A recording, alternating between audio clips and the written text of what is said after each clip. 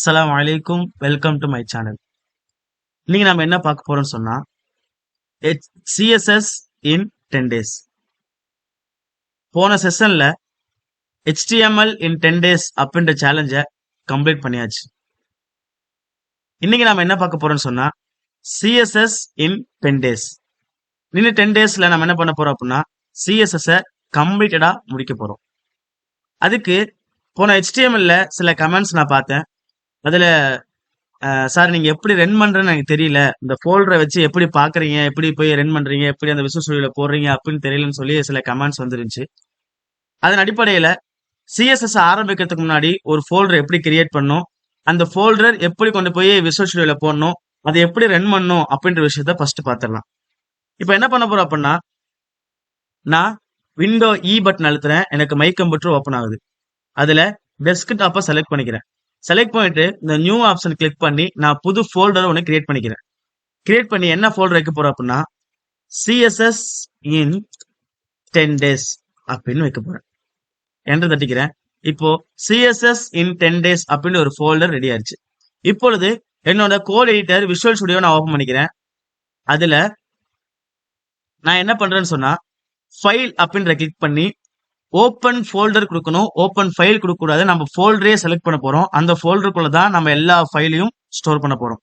Folder, file, இது ரெண்டு difference எடுத்து தெரிஞ்சுக்கோங்க. ஃபோல்டர் அப்படின்னு சொன்னா ஃபோல்டர் அப்படிங்கும் போது அந்த ஃபோல்டருக்குள்ள தான் ஃபைல்ஸ் இருக்கும்.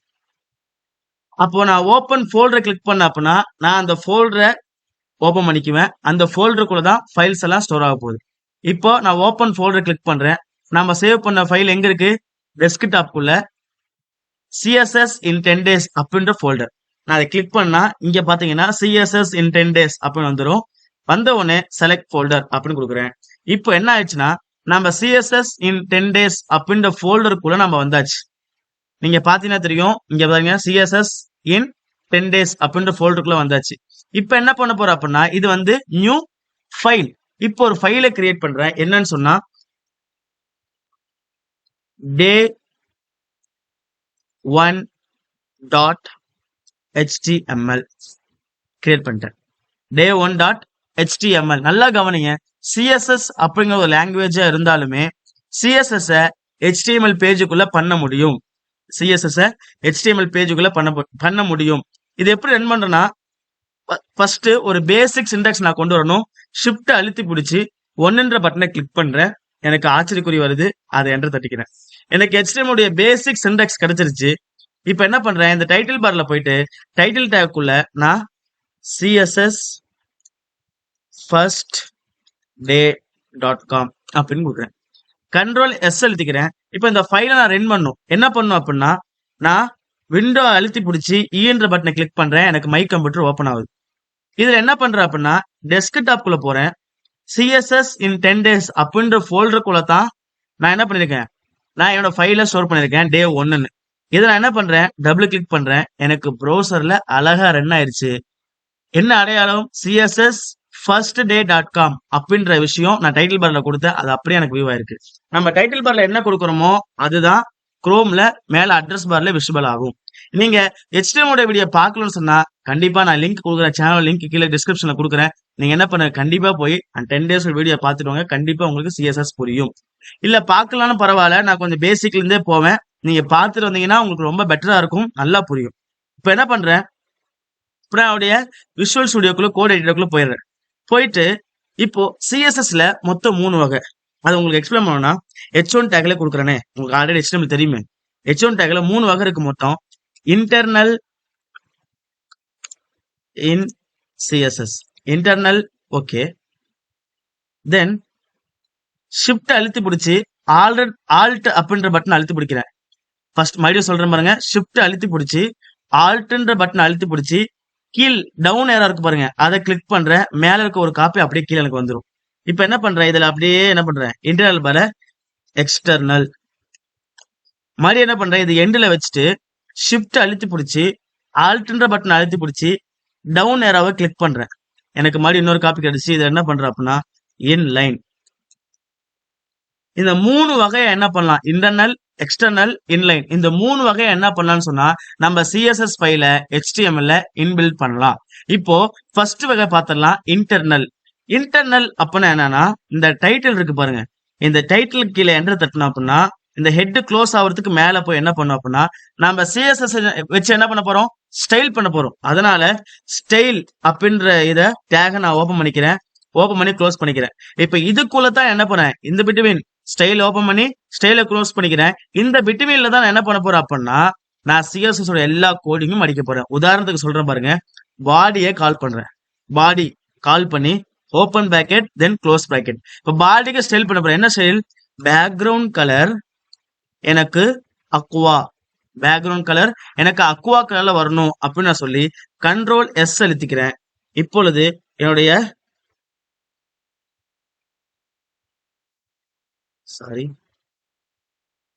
என்னுடைய குரோம் ப்ரௌசர்ல போய் நான் ரீஃப்ரெஷ் பண்றேன். பாத்தீங்களா? எனக்கு H1 டேக்ல கொடுத்த பாத்தீங்களா? அது அப்படியே எனக்கு கிடைச்சிருச்சு. இது இன்டர்னல், எக்ஸ்டர்னல், இன்லைன். இப்போ இன்டர்னல் அப்ப என்ன பார்த்தாச்சு? டைட்டில் க்ளோஸ் பண்றது கீழே, ஹெட் க்ளோஸ் பண்றதுக்கு மேல. இதுல ஸ்டைல் ஓபன் பண்ணி ஸ்டைல க்ளோஸ் பண்ண போறோம். இது பிட்வீன்ல தான் என்ன பண்ணுறோம்? சிஎஸ் எல்லா ஃபைலையும் அதுல பண்ணி என்ன பண்ண போறோம்? ஸ்டோர் பண்ண போறோம். இது இன்டர்னல். தென் ரெண்டாவது பாருங்க, எக்ஸ்டர்னல். எக்ஸ்டர்னல் அப்படின்னா ஒண்ணும் இல்ல, எப்படி HTML ஒரு ஃபைலோ, இப்ப நான் இதை க்ளோஸ் பண்ணிக்கிறேன், இது டெலிட் பண்ணிக்கிறேன். இப்போ இன்டர்னல் நான் அழிச்சிட்டேன். கண்ட்ரோல் எஸ் அழுத்திக்கிறேன். எஸ் அழுத்திக்கிட்டு இப்போ என்னோட குரோம் ப்ரௌசர்ல போய் ரீஃப்ரெஷ் பண்றேன். எனக்கு பேக்ரவுண்ட் கலர் ரிமூவ் ஆயிடுச்சு. இப்ப என்ன பண்ண போறோம்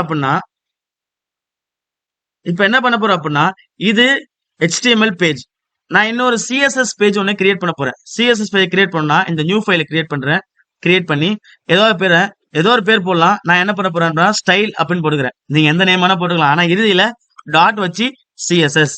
எப்படி HTML கண்டிஷன் இருக்கோ எந்த நேம் வேணா போட்டுக்கலாம். ஆனா இறுதியில டாட் வச்சு HTML போடணுமோ அதே போல சிஎஸ்எஸ்லயும் எந்த நேம் வேணா நீங்க முன்னாடி வச்சுக்கலாம். ஆனா இறுதியில டாட் வச்சு சிஎஸ்எஸ் அப்படின்னு போடணும். நான் என்டர் தட்டிக்கிறேன். எனக்கு என்னாச்சுன்னா சிஎஸ்எஸ் ஃபைல் உருவாயிருச்சு. இப்ப என்ன பண்றேன்? பாடியை கால் பண்றேன். கால் பண்ணிட்டு பேக்ரவுண்ட் கலர் அக்வா அப்படின்னு கொடுத்துட்டேன். கண்ட்ரோல் எஸ் அழுத்திக்கிறேன். இப்போ எனக்கு HTML ஒரு ஃபைலு, சிஎஸ்எஸ் ஒரு ஃபைலா கிடைச்சிருச்சு. நான் போய் என் ப்ரௌசர்ல ரீஃப்ரெஷ் பண்ண போறேன். ஆனா எனக்கு பேக்ரவுண்ட்ல வருமா? கண்டிப்பா வராது. ஏன்னு சொல்லுங்க பாப்போம். HTML ஒரு ஃபைலா இருக்கு, சிஎஸ்எஸ் ஒரு ஃபைலா இருக்கு. ஆனா என்ன ஆகல? ரெண்டுமே மெர்ஜ் ஆகல. அப்ப மெர்ஜ் பண்ண என்ன சார் பண்ணோம் அப்படின்னா, ஒண்ணும் இல்ல, ரொம்ப ரொம்ப சிம்பிள். இந்த ஹெட்டுக்குள்ள தானே நம்ம பண்ண இன்டர்னலோட கோடிங் பார்த்தோம், சிஎஸ்எஸ் கோடிங் போட்டோம். இந்த ஹெட்டுக்குள்ள போய் க்ளோஸ் பண்றதுக்கு முன்னாடி போயிட்டு நான் ஒரு டேக் கொடுக்குறேன், லிங்க் டேக். ரெண்டு என்ன பண்ண போறேன்? லிங்க் பண்ண போறேன். REL.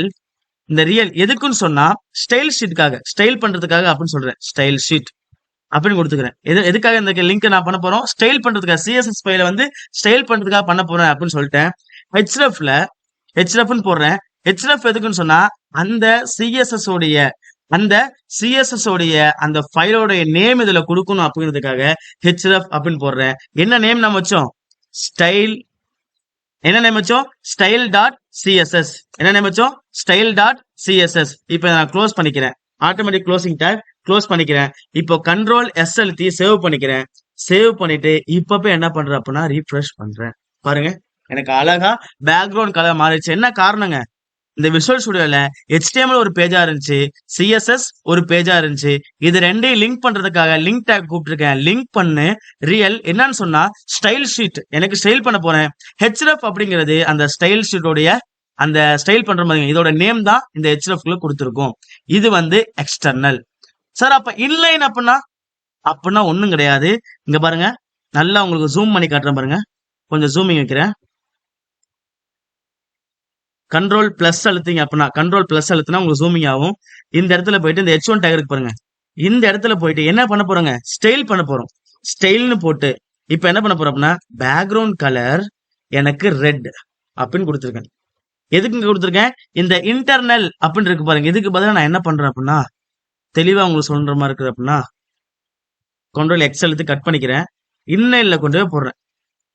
எனக்கு பாருங்க, ஸ்டைல்னு ஒன்று ஓபன் பண்ணி பேக்ரவுண்ட் கலர் ரெட்னு கொடுத்துருக்கேன். இப்படி கொடுத்தா என்ன ஆகும்னு சொன்னா, எனக்கு இன்லைன் அந்த இன்லைன் மட்டும் எனக்கு பேக்ரவுண்ட் கலர் ரெட்டா மாறும்.